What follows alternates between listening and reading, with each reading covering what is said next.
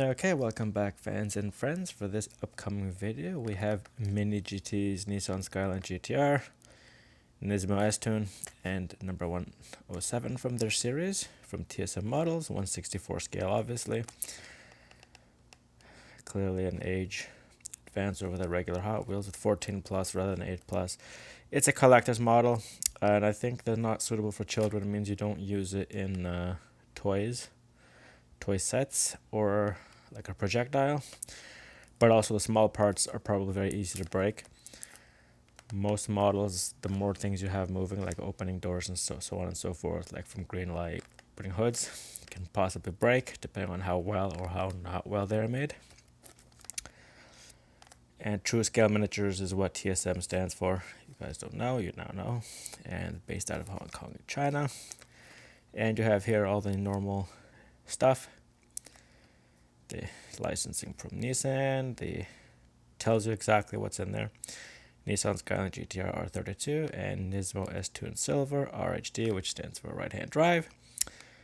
And the MiniGT 00107R, which is this one here. You can see right there, upside down. And there's their Facebook and their Twitter and their website. And the TSM and the barcode. Okay, so just gonna go open this. Okay, so just let it out without absolutely destroying the cardboard insert, which is important to me. These ones, like the Pandem and so on, they can go back into their little box if you do not wish to have them found or damaged or destroyed. So I pulled it out the other way, so usually this way. And as we can see in my nitpick, the rearview mirrors are clearly visible there. Actually, this has a lot of similarities to I did from Hot Wheels a Nissan Skyline. But that was an R33, not an R32, but this thing is almost exactly the same. So I guess we'll just start with the overhead. You'll see there the two rear seat headrests, the mirror with the heat, the defroster. Move over to the right hand steering wheel, you can see inside. I guess you can sort of see inside there. The steering wheel is not. I think it's okay. The side have mirrors. Some vehicles have shown Hot Wheels Matchbox where they don't have the front windows. And you go down the hood, you have the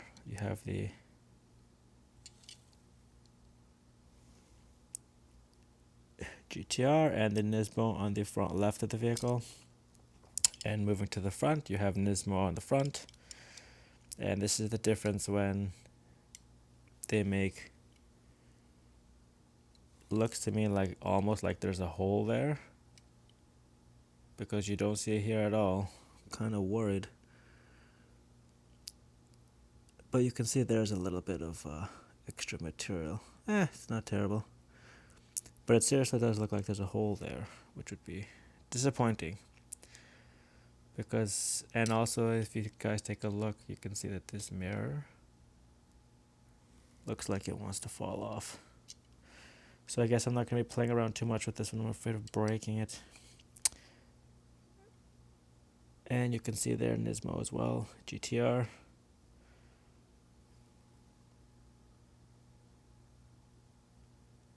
And some of the symbols there, they're not entirely legible, definitely not without a magnifying glass. I can't read that. But other than that, you have the gas tank there, you have the wheels don't free roll, which I guess when I do the roll test at the end, I'll do a little bit better. And then there we have again, this one is V-Spec 2. Oh, sorry, I'm not holding it properly. This one is V-Spec 2. It's not advertised as such, but you can see the Skyline there. I think S1 and then Skyline again. No, that's Nissan. I apologize. That's Nissan. You have Nismo. You have V-Spec 2. And this is for their, this car was a great racer back when it was introduced, early 90s, late 80s. Four-wheel drive was one of its strong points. And while it's very plain, you can see there the undercarriage of it, MiniGT. It's not as detailed, with letting you guys know. what it is, like green light is. And then we have there the screws. I guess one day I'll get around to actually taking it apart and see if it does easily or properly come apart. But you can see from front to back, you see the differential there, the exhaust, all that stuff. And the muffler a different color than the rest of the undercarriage, which is very rare. So that's done very well. It looks to be all season tires rather than racing flats. You can see a little bit of wheel wobble. I'm just really worried about this passenger side rearview mirror, but I will quickly do the wipers, quickly do the roll test, and I will just break it out for comparison with it. It rolls okay, no wobble, which is a common green light issue. Now that Nismo is not a racing vehicle, despite the fact that the V-specs were made specifically to celebrate Nissan doing a really good job of winning. So I'm just going to compare it briefly, hopefully not a 20-minute long video, with its racing counterpart, which I had done the video from before, the Calisonic. Take very good care now that I am worried about that rear view mirror. So right off the bat, you see some similarities. You have the red rear window cover there. You have, now on this one it says Nismo, but this one says Nissan. The front hood appears to be very similar. The spoiler appears to be very similar. Obviously the brake lights are almost identical. I'm going to pick it up in a different way. You can see there. Just take a look at the front. Yeah, almost nearly identical. It appears the intakes here are a little bit bigger, but I could be wrong. And the Nismo has a place for plates instead of the inlet for the engine. A minor difference there. And also there's these two holes in the back of this, which there is obviously not in the back of that. Passenger comfort is important in a road car and not so much in a race car. Obviously, we're going to take a look at the undercarriage. You can see there it has a clear spot for a license plate, but no license, while this race car has at least an advertisement worthy licenses. Both of them say Skyline right in between the lights. And now the undercarriage. If there's things I missed, you guys can just tell me in the comments. But you can clearly see the difference there. The differential and the transfer case is almost the same. This one has racing flat tires, slicks they call them. It also has extra suspension points there, you can see, which are not present in the high-end sports version. And for some reason, you can see here how plain it is with no advertising whatsoever.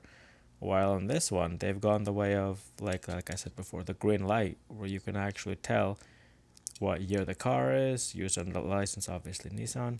And the MiniGT is up there, this one. Very plain, it's like a Hot Wheels and a green light from the same company. But other than that, I mean, they both did the muffler a different color, so you can tell it very easily apart. But this one obviously has it coming out of the side, and this one has it coming out of the back. And so, in my attempt to keep this as short as possible, while I did like the Calisonic, like obviously it has some issues rolling and it wobbles, a typical green light feature. I thought it was just done better and it has less defects. Maybe also because if you see here, the rearview mirror is not very loose in terms of there's two contact points. While unfortunately with this one, it's ready to be broken pretty much. It's just going to be used for display, but I'm just saying this one has some very nice detail to it. But I think where they kind of let me down is this very basic, non-informative undercarriage. It's very well done in terms of quality. I'll get the Hot Wheels. And here we have this is a Hot Wheels product. This is not a MiniGT product. I'm just going to use it for comparison. So clearly right off the bat, somebody's not doing their due diligence with the scale, unless maybe it is, I don't know. But obviously the rearview mirrors and the spoiler. But the other thing too is has that wideness, which I was saying from Pandem. But look at how basic and plain this is. But at least you have information here. This is an R33, not an R32. Aware of that. But you have the very similar the Nismo type performance paint scheme, and that's the stripe. That's the other thing too. The stripe on the side doesn't appear to be as evident in the R32 from MiniGT, but other than that, you do get a little bit more detail, but out of the MiniGT. But like I said, one of the major failings to me for this car is it doesn't do very well. Like, look how nice this one is. And then look at this one. So I'm going to have to, honestly, it looks 90, 85, 90% the same as this. And this is so much cheaper. And if you can still find it, it's probably going to still be cheaper. But look at the difference.